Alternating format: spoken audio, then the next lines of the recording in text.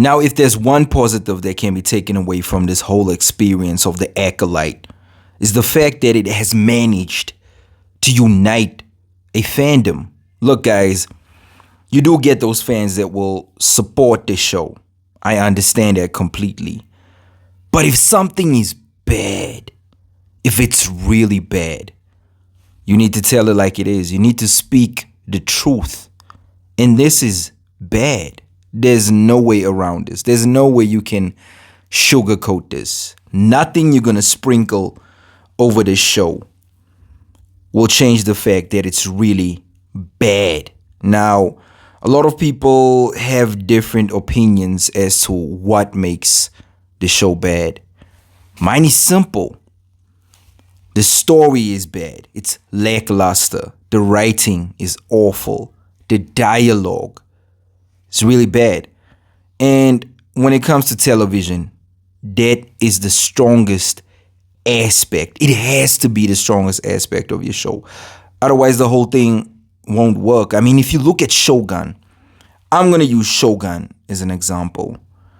It was dense. It was well layered. The structure was incredible. It kept you guessing. You didn't know what's going to happen next.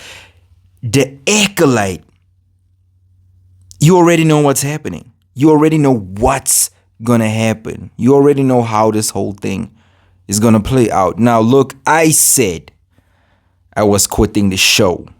But as a fan of Star Wars, there was that part of me that was like, you know what?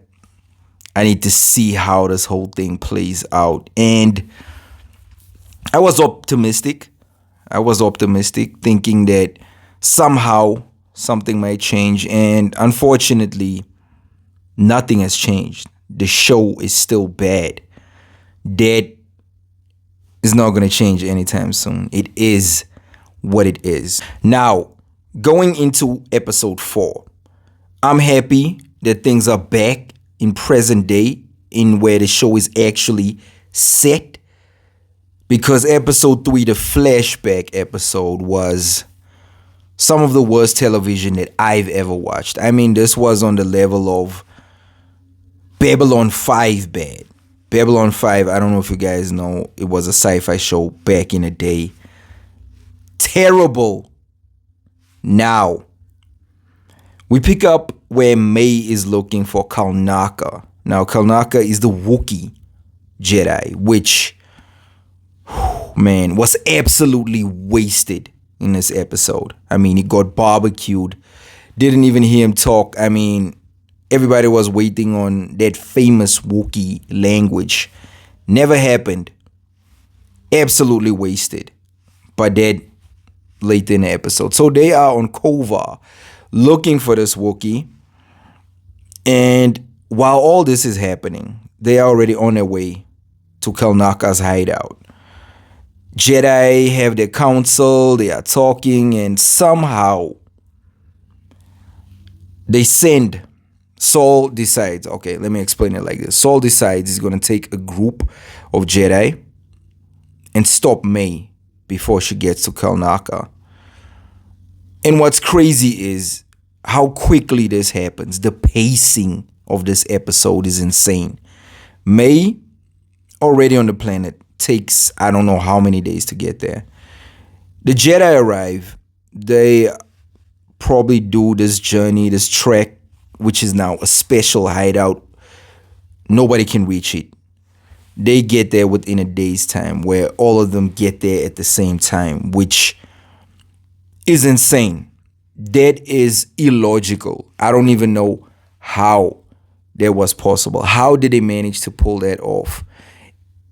And the only reason why I say this is bad writing. You cram all of this into easily 25 minutes, because you have that extended end credits. I don't know why the end credits is that long, but a 25-minute episode, that's not television, guys. Let's be honest. That is Saturday morning cartoons. That is what that is. There's no way you can have a good story and try to cram everything into 25 minutes. If you look at Shogun, every episode is at least an hour. And not just 40 minutes and then the rest is end credits. No, the thing is well structured. No structure here. And we all know what's coming. The obvious redemption arc for May's character. And it just happens. Like, it just... Okay, I'm not going to do this anymore. I'm done. Just like that. There's no substance to making a decision like that. I mean, if you are on a journey, if you have been tasked with doing something which requires killing, you just see someone and then automatically, I'm done. I'm changed. I can't do this anymore. That's just crazy, dude. That's just crazy. That is bad writing. And that is my main issue with the show, is the fact that the writing is off, guys. You can't keep feeding people this. It's impossible. At some point, people are going to call this out. This is just garbage, dude. This is junk. You can't do this. And now my only reason for sticking with the show is I just want to see if this can actually get even worse. Because it is bad. The question is, where is this going? And that's part of the intrigue of, I'd like to know where this show is heading.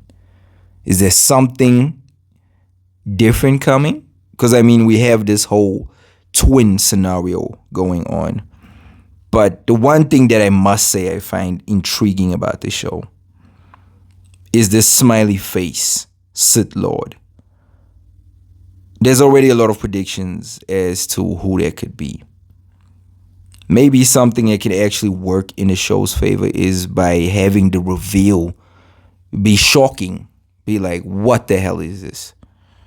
That's the only way you might actually get people back on board. But if it's lackluster, you better be ready. The comeback is going to be insane. Now, I'm not a die-hard Star Wars fan like Star Wars Theory is. He takes it very serious, you know. So I would call myself a casual Star Wars fan. So that's why I decided, you know what? Let me stick with the show. Let me see how the whole thing plays out, where this ends up. And that whole smiley Joker face, that is the only thing that's keeping me on board, because what happened in this episode was just illogical. I must say also, one thing I can mention and was nice was the stunning vistas. Yes, it looked gorgeous. Now, some of the forest scenes, that was a plus. But to draw any other positives out of this episode is crazy. And the tracker, they have this tracker dude who smelled Kalnaka from, I don't know, crazy. You know, like, it's almost funny how bad some of the stuff is that you just have to, it's funny, guys. I mean, seriously. Like, it makes no sense to take this seriously. I understand there's people that love Star Wars, but taking this serious on that scale as to actually, you know, getting you depressed, that can't be okay, dude. Because this is crazy.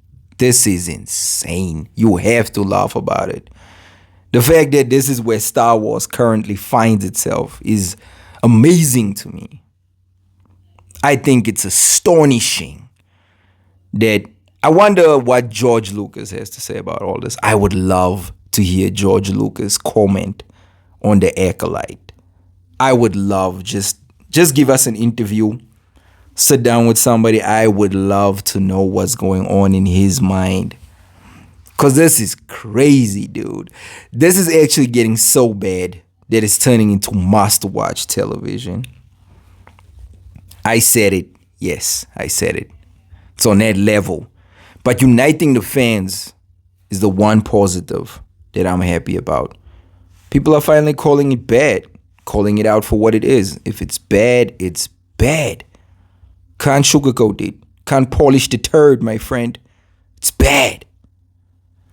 This episode, I'm not even going to give the show a rating, guys. I'm at that point now. I just want to see the whole thing, and then I'll decide at the end what I really think about the Acolyte. But man, we are in unknown territory, guys. The Acolyte. Scary. Don't forget to hit the like and Don't forget to hit the like and subscribe button, guys. That's it for me, Cesare. I will definitely catch you guys on the next video. And I'm going to watch the Acolyte. I'm invested now. I want to know who the smiley face Sith Lord is. I want to know. I want to know where this is going. Because, man. Catch you on the next one.